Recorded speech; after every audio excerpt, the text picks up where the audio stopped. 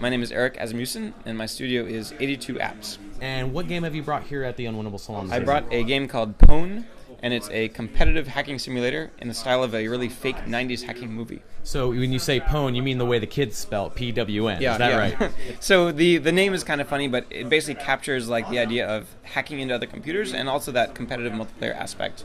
And I think that's why the word Pwn kind of captures the whole essence of the gameplay. So when you come out here to this salon, tell me about some of your game design background. I can't imagine this is your very first game. So I've been building games full-time, independently, solo, for about 3 years now. I previously built a game called New World Colony, and it's kind of this strategy board game also for iOS. And I really wanted to build a game with a theme that I think a lot of people can immediately attach to. And I think everyone knows those fake hacking movie scenes and wants to be those hackers. And so this game is like, it's a really easy sell because as soon as I start talking about the premise, I was like, oh yeah, like I know that and I want to be that, like, And I respond with a little bit of electricity as well about that. What would be the ultimate movie when you think about that genre that sort of speaks to, and when you think about that movie, what about that's either funny or awesome or what?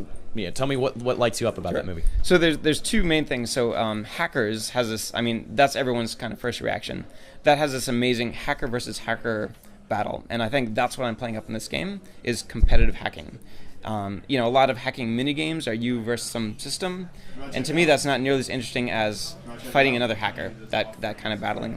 So Hackers has a bunch of those amazingly fake hacker versus hacker scenes. And the other one, the big inspiration was Swordfish. There's a scene where they're writing this worm, and it's this ridiculous like I'm a programmer, and he's like writing this worm, and it's this 3D thing, and he's like dancing around, and it's like the most ridiculous thing I've ever seen, but it still looks awesome. And so that like 3D grid of nodes combined with a hacker versus hacker battle, like that's the inspiration. So it's really this kind of agglomeration of like all these hacking movies. So should the Motion Picture Association of America be filing a lawsuit?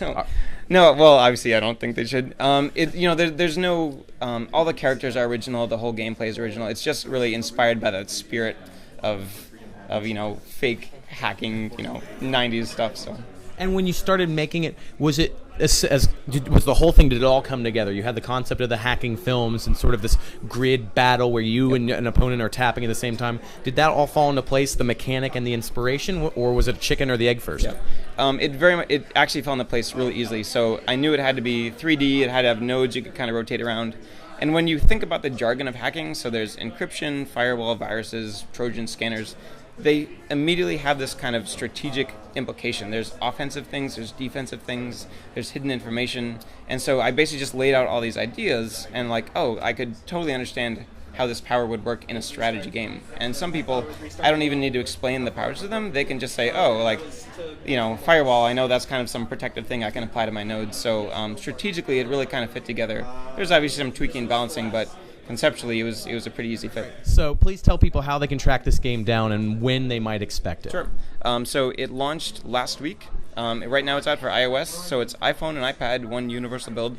And basically right after GDC, I will be porting to PC, Android, Windows, BlackBerry, Wii U, like every Sony, like every Wii U, really? Yeah, so the idea with Wii U that's really excellent is one player can have hidden information. So they can know where the Trojans and the backdoors are, and you could have 3 players hacking against them, like pointing with their Wiimotes, capturing nodes, and the one evil hacker who's trying to fight down the 3 guys. That's not a pain in the butt for you to finish off? You can pull that off after doing this kind of one-screen build? There's some really amazing tools that are coming out, which are, a lot of, Sony and Nintendo are really lowering barriers for small developers. So that's going to be super helpful, and Unity is allowing, this is actually native, but I'm going to be rebuilding it in Unity, and that allows easy ports to all these different systems. So it should be easy to really spread everywhere. All right, and what's a website that people can find your stuff at? My website is 82apps.com, and the website for this game is 82apps.com/pwn. /pwn. That's PWN.